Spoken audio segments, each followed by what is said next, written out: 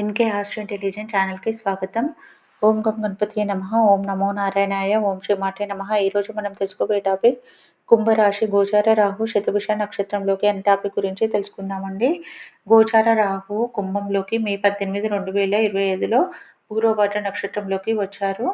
ఇప్పుడు ప్రస్తుతము డిసెంబర్ 2, 2025లో శతభిష 4వ పాదంలోకి వచ్చారు. మొత్తం కుంభంలో డిసెంబర్ 5, 2026 వరకు మొత్తం 18 నెలలు కుంభంలోనే ఉంటారు. శతభిష నక్షత్రం అనున్నది రాహు నక్షత్రము. రాహు అనగా మొండిపట్టు. రాహు అనగా మొండిపట్టు. ఇక్కడ కుంభరాశిలోకి రాహు వచ్చారు కావున చంద్రుడు అనగా మనస్సు, రాహు అనగా మొండిపట్టు, మనసును వీక్ చేస్తాడు. ఎవరు ఏది చెప్పినా ఈ టైంలో నమ్ముతారు. ఎక్కువ మొండితనం చేస్తూ ఉంటారు. తల్లితో అత్త సమానులతో జాగ్రత్తగా ఉండాలి. ఫుడ్ విషయంలో గొడవలు అవుతుంటాయి. చంద్రరాహు అంటే అప్పులు చేస్తూ ఉంటారు. అప్పులు తీర్చడం కష్టమవుతుంది. వడ్డీలు కడుతుంటారు కానీ అప్పులు అలానే ఉంటాయి. 18 months అని చెప్పవచ్చును.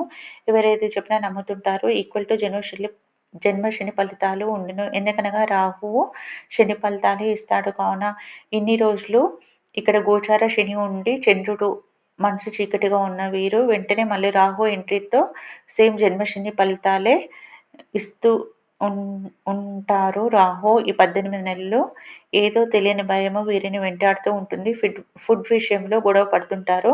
నచ్చని ఫుడ్ అనున్నది ఈ 18 months లభిస్తూ ఉంటుంది. రాహు అనగా ఆకలి ఇచ్చును కానీ ఫుడ్ అనేది కరెక్ట్గా దొరకదు. తల్లి అత్తతో ఈ 18 months హ్యాడ్ టు బై వరకే ఉండాలి. శివారాధన శివాభిషేకము మంచి ఫలితాలు ఇచ్చును. దుర్గా ఆరాధన మంచి ఫలితాలు ఇచ్చును.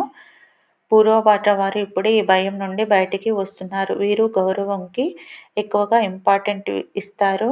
ఎదుటివారు కూడా అంతే గౌరవంగా ఉండాలని అనుకుంటారు. వీరు గౌరవంగానే చెప్పి దూరంగా ఉంటారు. కమ్యూనికేషన్ అత్త అమ్మతో ఈ 18 months ఎంత తక్కువ చేస్తే అంత మంచిది. గురువు పూర్వభద్ర నక్షత్రం వారు గురుకారకత్వ విషయంలో భయంతో ఇన్ని డేస్ దూరంగా ఉన్నారు. ఇంకా కొద్ది రోజులు దూరంగా ఉంటేనే చాలా మంచిది. జెండర్ రిలేటెడ్ విషయంలో మౌనంగా ఉండడమే మంచి రెమెడీ అని నేను చెప్పే సలహా. నేను పెట్టే వీడియోలు మీకు నోటిఫికేషన్గా రావాలంటే ప్లీజ్ లైక్, షేర్, సబ్స్క్రైబ్, పక్కనే ఉన్న బెల్ ఐకాన్ని ప్రెస్ చేయండి. ధన్యవాదాలు.